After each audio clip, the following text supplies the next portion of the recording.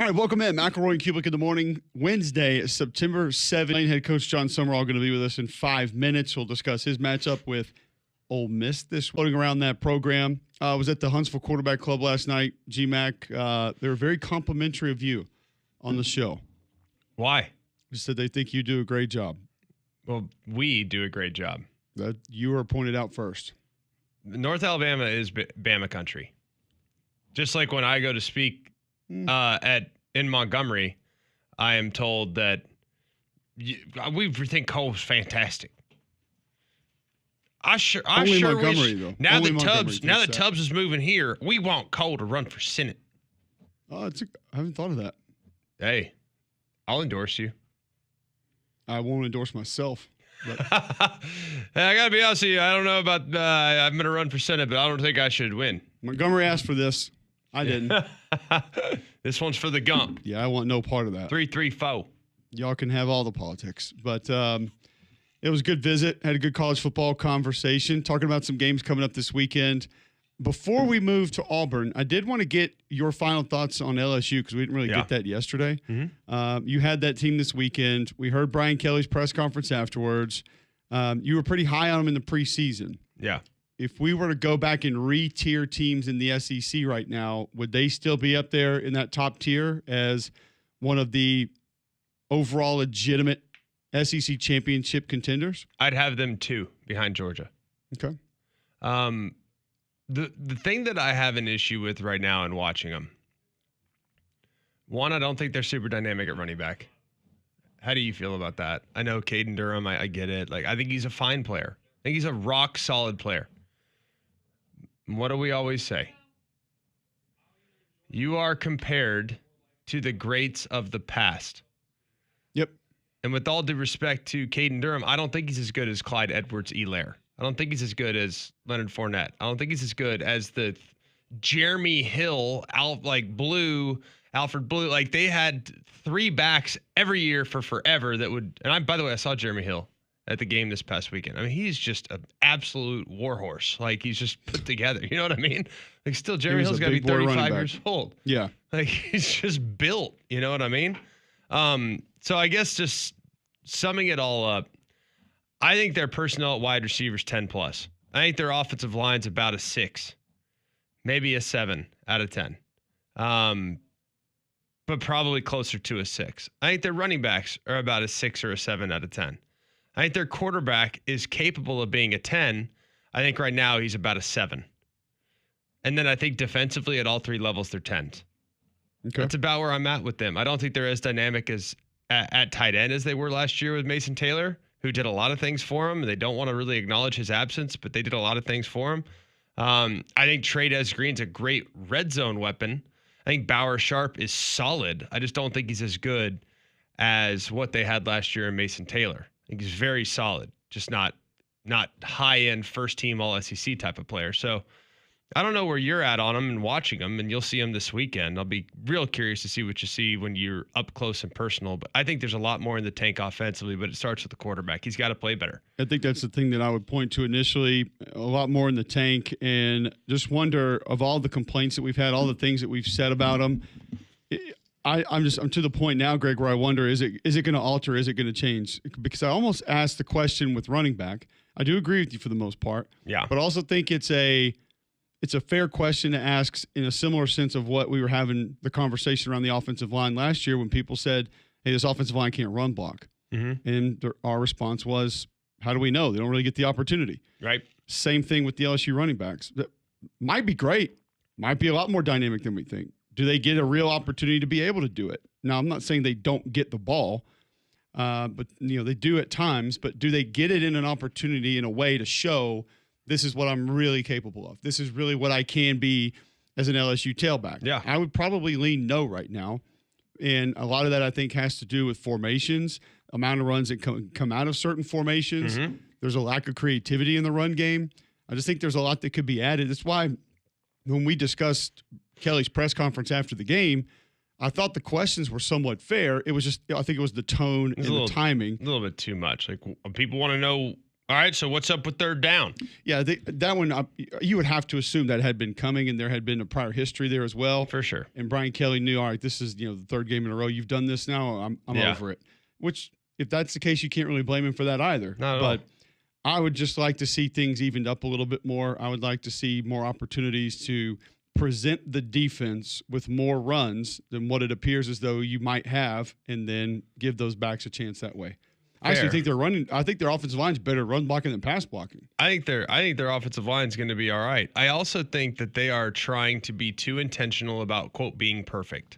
Like when you watch them, it's like there's no rhythm. Like, when you're just watching offenses, there's like a certain beauty to the rhythm and the like how much time they're spending discussing the play, huddling, getting to the ball, what have you. There's a certain rhythm that you just appreciate. And with them, it's like cattywomp. It's like some games, so sometimes they're tempo, sometimes they're slow. It's like they got to figure out who they are. They're just calling plays. Run tempo and let's go. Yeah, I said that last night in reference to a game coming up this weekend with the Huntsville Touchdown Club, and I said you can't go in this one and just call plays. There's got to be a theme for it. And Jon Sumrall, the head coach at Tulane, joins us now. I want to ask you this question, Coach, because I've heard this in reference to two teams so far this year, not yours, by the way. Can it be a problem when your team's trying to be perfect, when they're trying too hard to maybe not make mistakes or do things exactly the way that the coaches are asking them to? Yeah, I think there's something to that. I think the concept of you don't rise to the occasion, you fall to the level of your training is so true, and you have to practice the things you're going to be really good at over and over and over, and call those things in games. I think that allows your guys to go play fast and free and physical, and if you're trying to do too much, then all of a sudden your guys start to maybe get a little bit confused or slow down. But yeah, you got to play clean. You got to do things the right way, but you also got to do things you're really good at and lean in on what you're really good at. Well, I will say they didn't know it last night, but the Huntsville Quarterback Club did specifically ask about you last night and my thoughts on you. And I just said, hey, 7:05 tomorrow morning, guys, tune in. He'll be with us. But I can't believe he said you were soft. That's so bad. It's so rude. Like, golly. Oh, he didn't coach O. It's really. A mug. I'm glad. And great. And always a great. Our guy up there. As we all bit of a late your expectation. I think did you expect offense for your predict?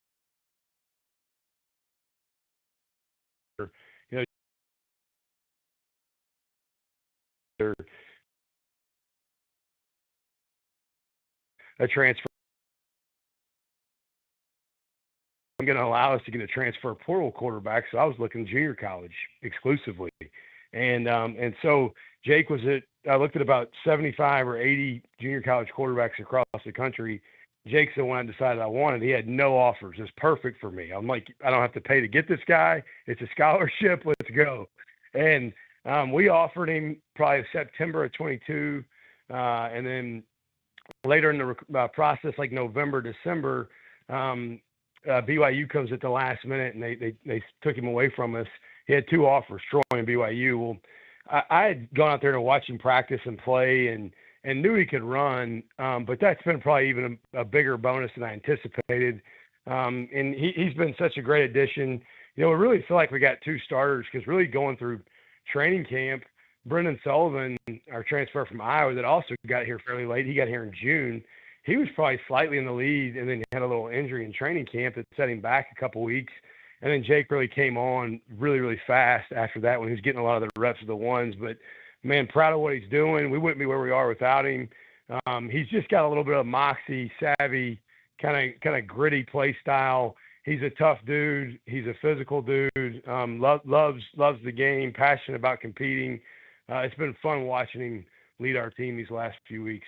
Yeah, I mean, he's turning the corner on Duke. I mean, he's pulling zone reads and taking it the distance. Like I look at that Duke team. I got to be honest with the coach. Like I really liked what I saw when I watched them against Illinois. And I'm sitting there like, that's a pretty good football team. You guys had them misdirectioned. You had them over pursuing. You had them, you had their eyes in the backfield. You had to have led to about 1 million eye violations, I feel like. Rolling them out, guy getting over the top, Jake hitting them. Like, it was pretty dang impressive. And it feels like with how Ole Miss defends you, there can be some carryover. How much carryover from last week's plan will be in this week's plan? Yeah, there's always some carryover for us. I mean, you have to be who you are. Like I said earlier, we're not just going to all of a sudden completely scrap everything we've been doing and become a different offense. I think what's been unique for us is, we're pro style in nature. I mean, and I was with Gruden this summer kidding around about, like, we're not a clap cadence team. Our quarterback has to use his voice, and he's got to be able to set protections and communicate the line of scrimmage. And we're playing pro-style-ish offense in a lot of ways. What's really changed us is Jake's ability to run the football and create some things with his legs in the quarterback run game. Last year, we had approximately 0 quarterback runs in our base offense. All right. And this year we got a lot. Like, we've got several that are for the quarterback. And so, and that's on all downs, not just short yardage or quarterbacks are on 3rd and long. That's on 1st and 10, P and 10. And so it's changed who we are. Duke, going into that game, I'm with you, Greg. Like, I watched that Illinois game like 10 times, and their defensive front, their defensive front bothered me. Like, that number 7 they got that had 3 sacks in the first half against Illinois, he was a problem. We were very worried about him as a rusher, especially in the obvious pass down situations. And they had the other thing we were worried about in that game, their experience. They had 14 returning starters on their team. We have a whopping 5. I've got a left tackle, a left guard back, a D lineman, a linebacker, and a safety back off of last year's team that started. And so they were very experienced on defense in particular. And we were able to kind of find some things that we thought could be aggravating for them. And like you said, create some eye violation things on the 2nd and 3rd level and on their edge pieces. Their edge guys, we thought we had to read a little bit to try to take them out of the game. Yeah. This Ole Miss group's a different bunch. I mean, look, they're very athletic. They lost a lot of front, but they still got a lot of athletes that when you watch the tape, they look different than what we see week in, week out in our league. And so we've got our work cut out for us. But there's always some base things we're going to carry over. We are who we are, you know what I mean? And we're not going to completely scrap who we are, but there's some unique things we have to do to maybe try to attack them because they are a little bit different. How do we get 73 in the slot a little bit more? Dude, do you like that or what? How about that?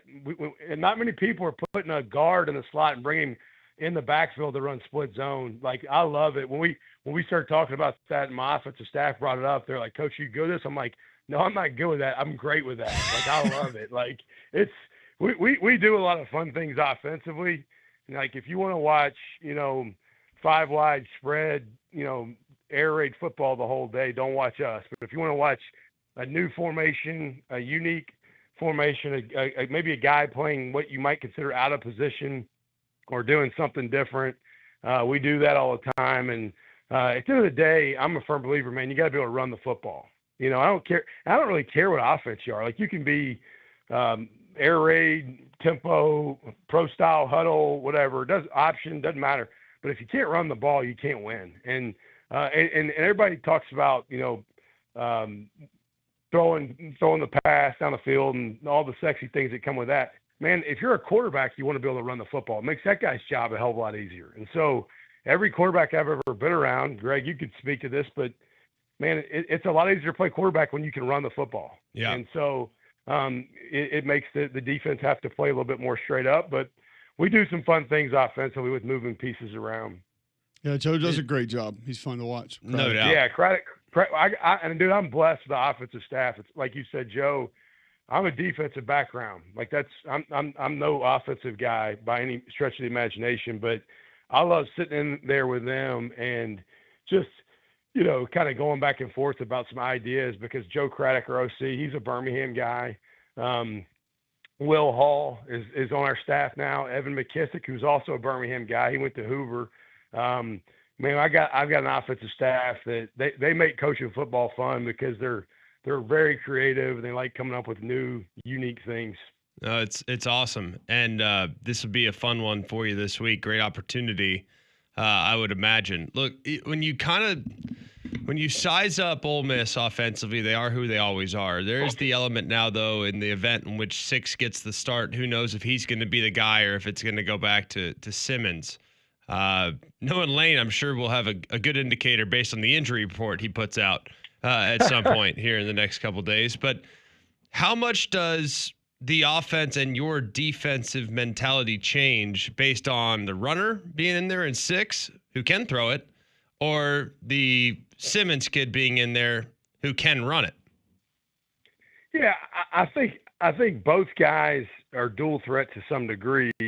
I think the offense feels a little different. The Simmons kid, 13, he's got like a wow arm. Like when the ball comes out, yeah. I mean, it's pretty obvious. Like, a lot of times you can't really tell until you see a guy throw live what the arm's really like.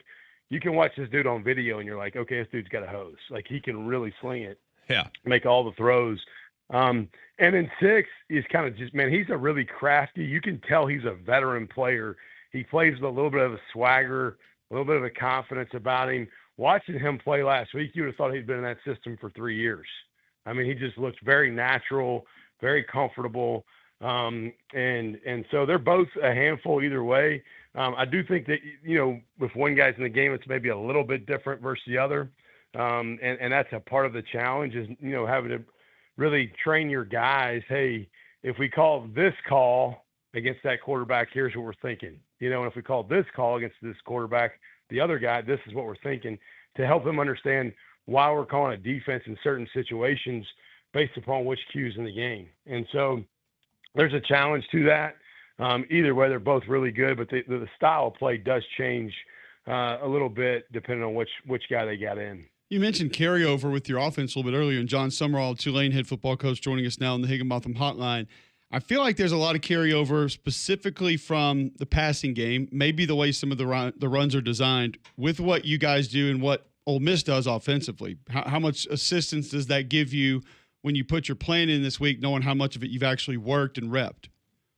Yeah, there's a decent amount that looks similar. They're a little bit more tempo driven than we are, but formationally and some run game things, they do similar stuff. They're running a decent amount of, gap scheme plays. That's kind of been in Lane's DNA the last several years. And they put you in so many binds just with, like, what I love about what they do is they'll get into open sets and they stress you out about, you're thinking about protecting the shots or the vertical pass game. They run the ball down your throat. And they get into they're getting into more and more squeeze sets over the last couple of years when you watch them condense stuff, which we do a ton of that. That's kind of who we are a little bit. And so there's some carryover for us where we've seen a decent amount of the stuff from our own offense. Quite honestly, last year with our quarterbacks not being runners, we probably didn't see as much of it from ourselves because we didn't really have a whole lot of design quarterback stuff. Now we do. And so there's a little bit more comfort maybe for our defensive guys, player-wise, haven't seen that stuff in training camp that we will see this week. Coach, finally, as you kind of assess, I know that you're just focused on you. There's no denying that. I get that. But there has to be part of you that is kind of keeping tabs on what's going on with USF, keeping tabs on what could happen this weekend with Memphis, and the importance of those teams winning to help y'all. I mean, how much now with the G5 playoff spot up for grabs, how much are you actively cheering for other AAC schools to go and get these big non-conference wins because it increases the likelihood of you getting that opportunity when the season closes up? All the time. Look, we are very worried about ourselves. But when South Florida beat Florida, I texted Gola. She and I are buddies, and I'm like, hell yeah, man, let's go. Congrats. Like, I'm fired up for him. I pull for everybody in our league. And conversely, last week, after our win, and there was no secret to the maybe the extra storyline of Darian being at Duke now, but I feel like every coach in our league texted me. I mean, while we all, like, when we play them, I want to beat them, right? Like, I'm not playing anybody wanting not beat them. But we at the same time we're playing out of conference, man. It helps our league, helps each other for everybody to win, And so it's fun to see that this league, I think, has really elevated and been able to get some of those P4 wins, if you will, and always pulling for the other teams in our conference to do well when they go out of conference, because it does nothing but help our case for maybe the top team in this league deserving to be that G5 representative, or G6, I guess now. Here's your trivia for the day, Coach. Do you know the last time Tulane won 2 power conference, non-conference power games at home in the same season? Oh, gosh. I'm going to go like 1956. 88. All right. I'm sorry. You got to know. I mean, I figured it had to be a while. The last time we started 4-0 here, we're 3-0 right now. The last time we started 4-0, it was 1998. So I know that. I got. And they went under. Is that the year they went undefeated? Yes. That was Sean King, 98 King. Undefeated team. Yep. That was a good team. That banner's still hanging there in the Superdome. I see it every time I'm in there. I love it. And Coach, I know you guys are getting on the practice field shortly. We just wanted to catch up with you, get a little preview of this Ole Miss game. Happy for you. It's been a great start, and we look forward to doing it again soon. Appreciate you guys. Always good catching up. Yes, Go sir. get him this weekend, man. Look forward to watching Thanks, y'all. brother. There you go. One of the best that there is. Jon Sumrall, head coach at Tulane. They've got Ole Miss this weekend. And, Greg, they've got a quarterback that, I mean, he mentioned what it looks like when Trinidad Chambliss comes in. I mean, Jake Retzlaff looks like he's been running this offense for 5 or 6 years. What I didn't realize with him, like I knew he can move. I just didn't know he could like break tackles and like run through contact. I just didn't anticipate that. You know what I mean? I mean, he's got a little bit of gamer in him. He's definitely a gamer. There was a play against Duke where they've got this cool little like tight end shovel pass in. It's similar to kind of the Florida deal that they sort of ran so much, and they're down inside the red zone, and it's defended extremely well. And I feel like a lot of quarterbacks would have just panicked right there and not really known what to do. And he just doesn't pitch it, and he turns and gets north and south and takes it into the end zone. You're thinking, man, that looks super comfortable right there. Like a guy that's just been doing it forever. He's having a great year. He was 15 of 23, 245 passing yards against Duke, 111 rush yards, 4 rushing touchdowns, most in the game by a Tulane quarterback since. Ever.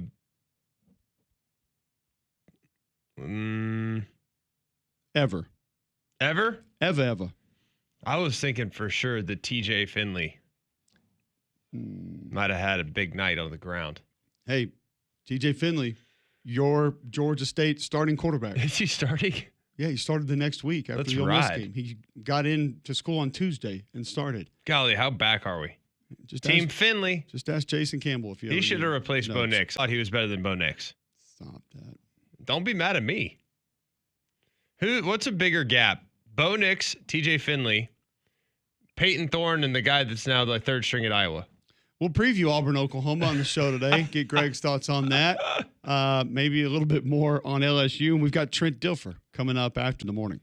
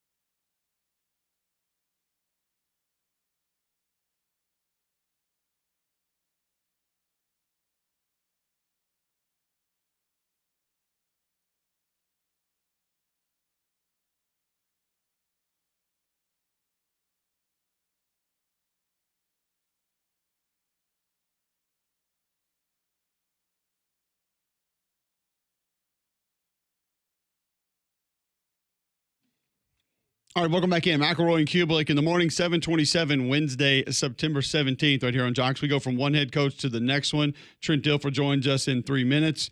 We'll talk, coach, about that win against Akron first. I'll tell you about Train. It's that season when you may be running the AC during the day, the heat at night. That stress on your home comfort system is why you need a Train. They've been named America's most trusted brand 11 consecutive years. Or at Train.com, it's hard to stop a Train. Quickly to just go back on Jon Sumrall. Tulane 3-0. And he kind of brought it up about them getting to 4-0. That 3-0 start, the second time over the last 4 seasons. They were 3-0 in 2022 as well. They finished that season ranked in the AP poll, tied for the program's single-season win record at 12-2 after they won the Cotton Bowl against USC.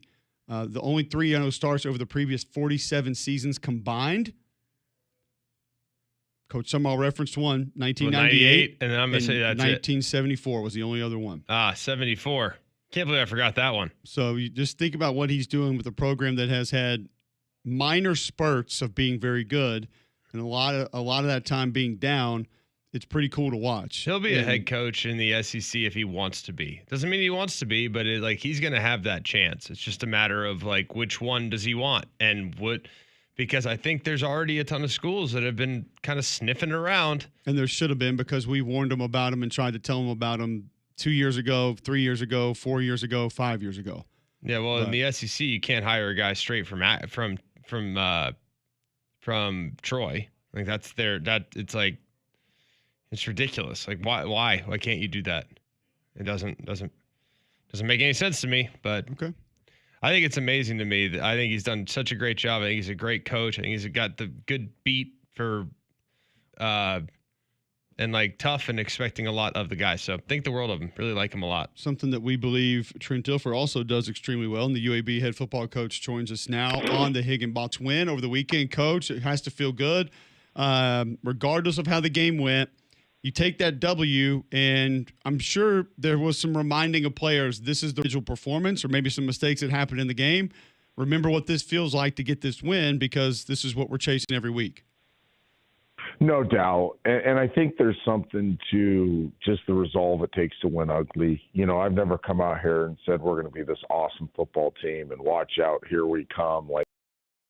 We have claw, fight, and this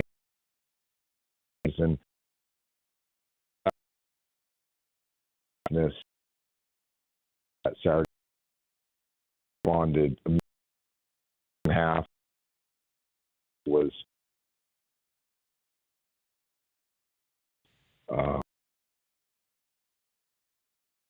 learn a lot, but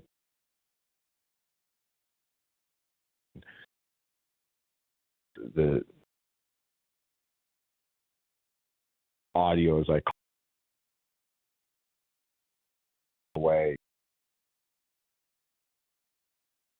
The other encouragement,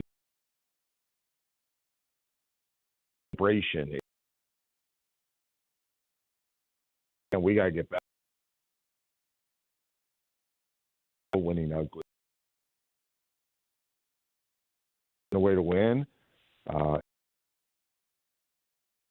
we got. Interesting you mentioned we've had this year about the iPad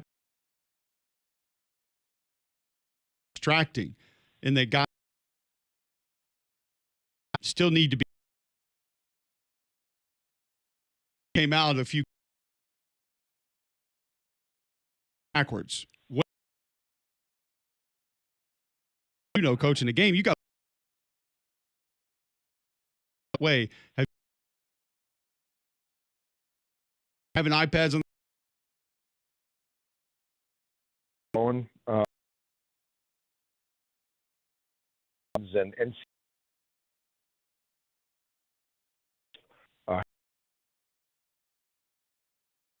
once I think if they're being led by a coach, hey, look at this instead of just look at the ball or look at the play being made or whatever it is, it helps them. I think it hurts in some ways that I'm sure coaches have told you. So we try to use them judiciously. I would obviously say we have not figured it out completely, but we're trying to each and every week. I think the halftime usage of them now is a little interesting because that's, you really don't want to rehash the first half. You want to be moving on to what's going to do that because we have not been very good in the second half. So I think we're all searching for the best way to handle the newness of some of these elements of college football. Have you ever been a part of a game that started the way it started? When I put on the tape on Sunday, I saw, oh, heck yeah, winner. You know what I mean? And then I put on the tape, it's like, oh, heck yeah, kick return. Oh, gosh, 75-yard deep ball post. Like, have you ever seen a game that's had 2 touchdowns in, 12 seconds, thereabouts? I don't think so. People are asking me that on the sideline. Like, I don't think I've seen this before. But right. I also am trying to model to my team, and it's hard because I'm an emotional guy. Like my weaknesses as a player and a coach are the same weaknesses that my team has right now. Yeah. And that's this inability to emotionally regulate and stay even keeled through the ebbs and flows of a game. So when I speak to them, when I'm trying to teach this, I'm like, guys, this is the number one thing I've battled in my football life. And the times I've done it well, I've been very, very successful in football. The times I've done it poorly, I have not been very successful in football. So I'm trying to emotionally and not go on these extreme highs and extreme lows. I want my highs to be energetic, positive, encouraging to my team, fiery and competitiveness, but not negative. So when these things happen, I'm literally biting my tongue off. And I am like having this internal conversation with God of, hey, I need to handle this well. I need to model to my team, give me strength, blah, blah, blah, blah, blah. So I guess I say all this, I'm being vulnerable in the sense that when that touchdown happened, I had to remind myself, hey, they're looking at me. They're watching me handle this well. Don't flinch. And I think the more I can model that to my team, the better they're going to be in those moments. When I watched the defense, I feel like there were a lot of times last year where there was just a lot of separation created in the passing game. I just felt like there was a ton. And I'm seeing this year, and I know it's 3 games in. And by the way, I kind of like Akron's quarterback. Like that kid, he made some throws. I mean, some back shoulder throws, some throws over the middle, some throws down the field. Like I thought he threw it really well, better than I anticipated. So, but it looks like the windows are tighter. Are you observing something similar, or am I just out to lunch? I think we have I'm going to try to answer this simply. Yes. I think when we stick to our stickiness in coverage, when we match things up, this is a good group. This group can create tighter windows. They have more length. They understand the passing game better. They understand our calls better. They're more unified or in sync with how they play coverage. We saw that as an offense facing the defense in training camp. I think there's times where we've given up these massive plays in the middle of the field in some of our zones, specifically not our match zones or not our man coverage, because it's tied to the pass rush. This is a coverage structure that's very tied to the pass rush. Yeah. So if the pass rush is on time, not always sacks, not always pressures, but at least getting him off his spot or making him change his progression, well, then it matches together. When we don't do that up front, the longer the play exists, the bigger the gaps get in some of those non-match zones, if that makes sense. Trent Dilfer, UAB head football coach, joining us now on the Higginbotham Hotline. He's with us every week. But let's go to some of the positives, though. Offensively, you come out of the gate, you're running the football. You're getting movement at the point of attack. I thought the left side of the line, including when some tight ends were over there at times, did a really good job getting a push. And then you were able to complete some shots off of those. You're able to get some hitters down the field, and that created some explosive plays, some of that run after catch, specifically on, I think, the second drive. But those are things offensively. You're getting movement up front. Your line's ripping. I mean, that's where you can build off all of that.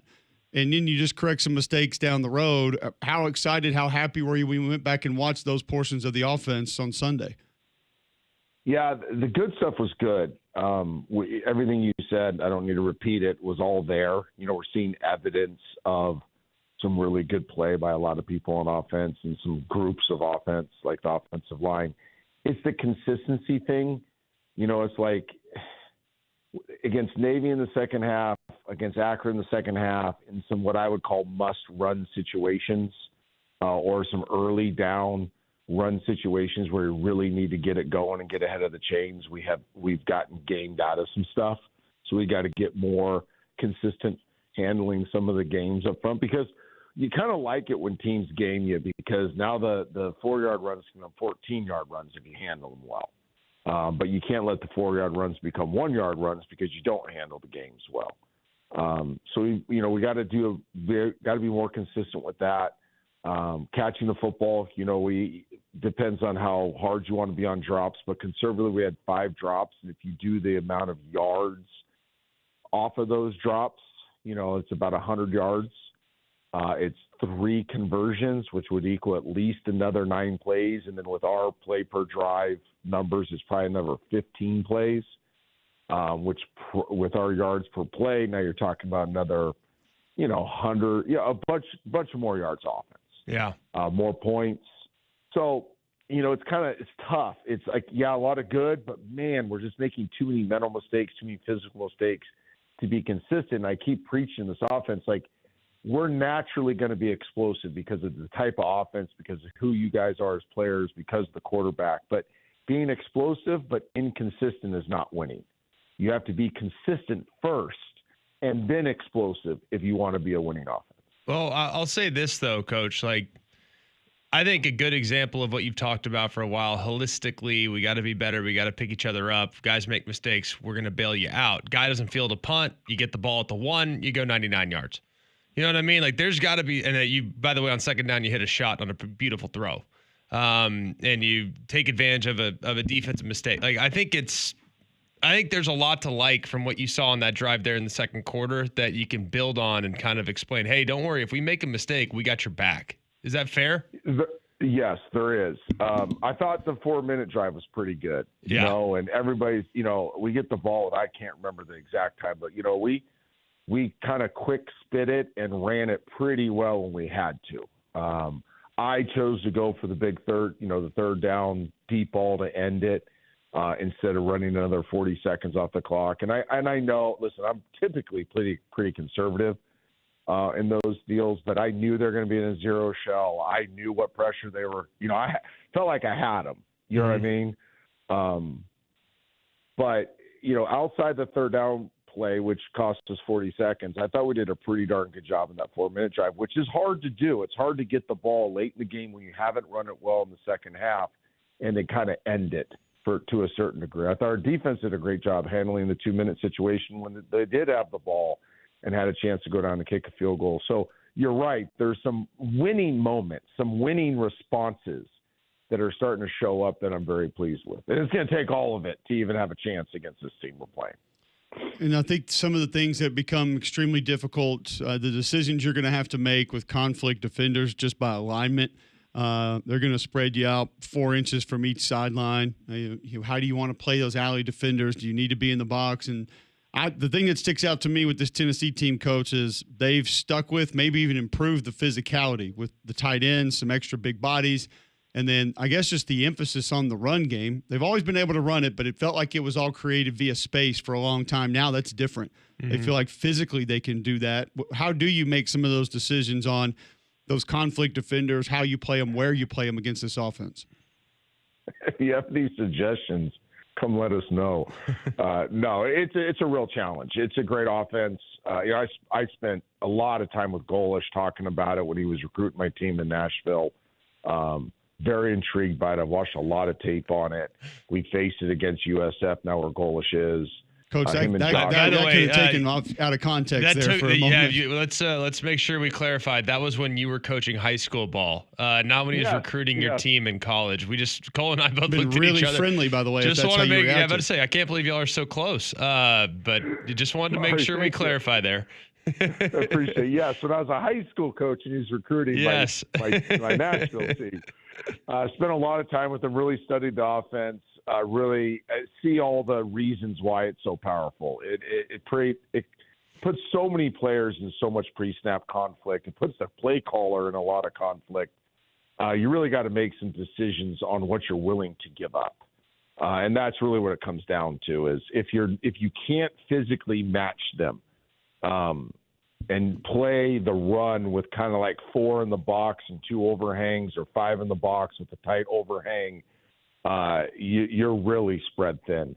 So again, it's an incredible challenge. They've done an incredible job recruiting. And what I keep telling people is they recruit the perfect trait for the position that they're recruiting. They don't need the most complete player, but they need a player at each position that does a few things very specifically and does them better than anybody else. And I think they've done a great job of recruiting position-specific traits for those positions within their offense and defense. And, man, they're explosive athletes. It's not just great schemes, but really good players doing them. So you put on the tape, you're like, wow, you better love the battle if you're going to play in these types of games. Yeah. No, I don't doubt it, Coach. Thank you so much for the time. It's great catching up. Best of luck this weekend, and I look forward to talking next week. Appreciate you guys. Thank you. There you go. UAB head football coach Trent Dilfer joining us on the Higginbotham hotline. And it doesn't matter who you are. We know the personnel Georgia has back is operating it the way that Joey Aguilar is right now. Can hit some of the intermediate stuff. I think that's where he's been most impressive to me is the little dump offs to the tight end, the quick throws out in the flat. People thought his accuracy on those throws based on his prior history wasn't going to be good enough for him to truly operate this offense at full speed. And he's been able to do it. Tell our friends about Bromberg's, Greg. Bromberg's great. You're going to love going over there. And right now is a nice time to be able to go over there, too, because they have some things coming up that you're going to want to be a part of. It's especially awesome when you're able to go and be a part of their annual jewelry buying event. I'm not going to lie. I think I'm going to go over there. 2 days only, Thursday and Friday, October 2nd and 3rd. It's at the Summit.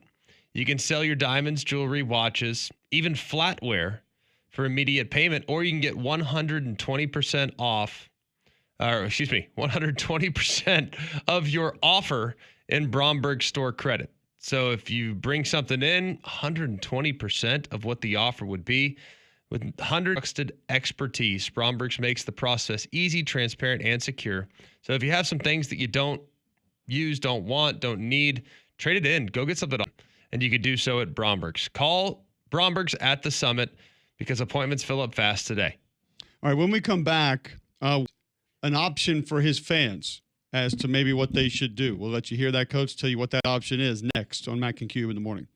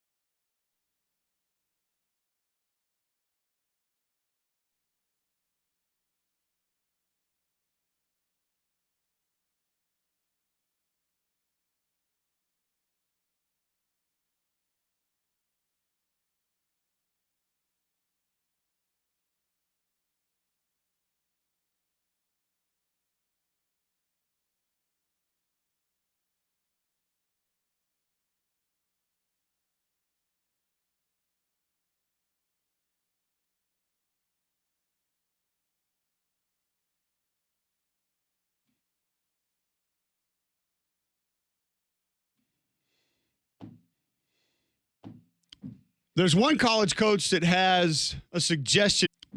There's one college coach that has a suggestion for his fan base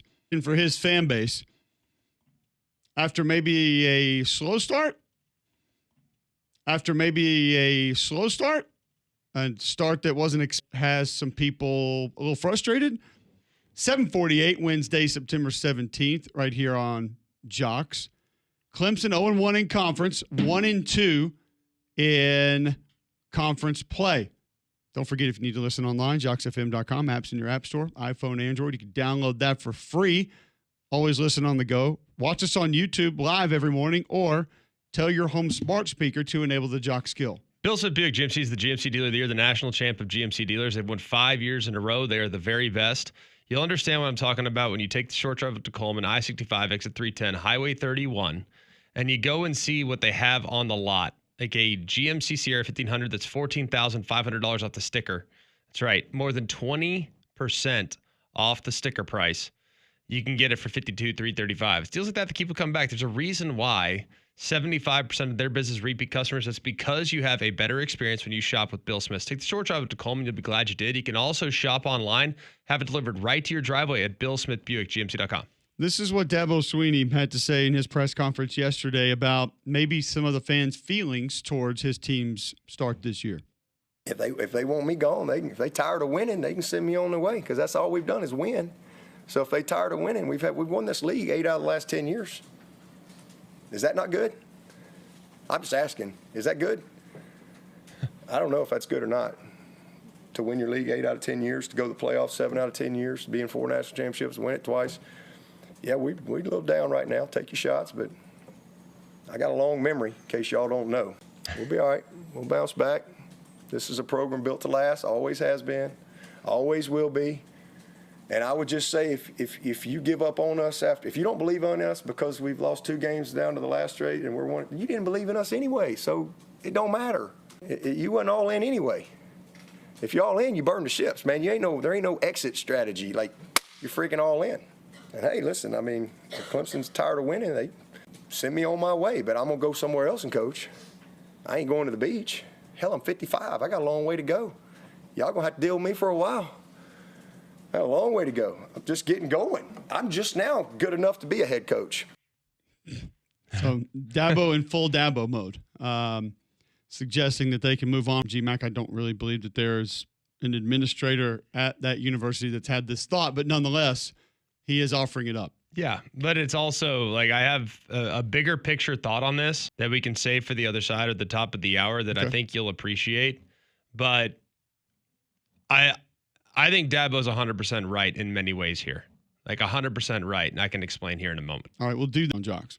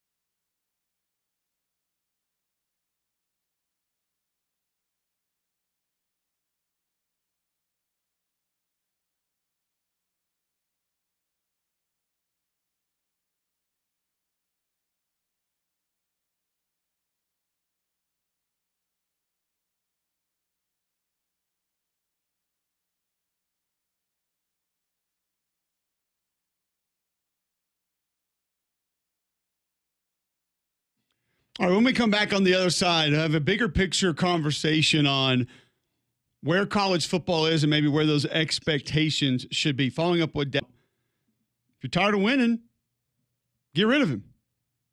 But he's not going to the beach. Just know that. No beach. He's just getting started. 8 out of 10 ACC titles. But if you're sick of that, he can go. So you can go to GustyGoulisGroup.com today if you're looking for a new home. Not a realtor in Central Alabama that you should trust more. Why? Well, served more than 3,000 home buyers and sellers in the greater Birmingham area since 2012. Gusty Goulis Group recognized both nationally and locally as Greater Birmingham, Alabama's #1 team in homes sold. Over 850 5-star Google reviews. Now, most agents, they start marketing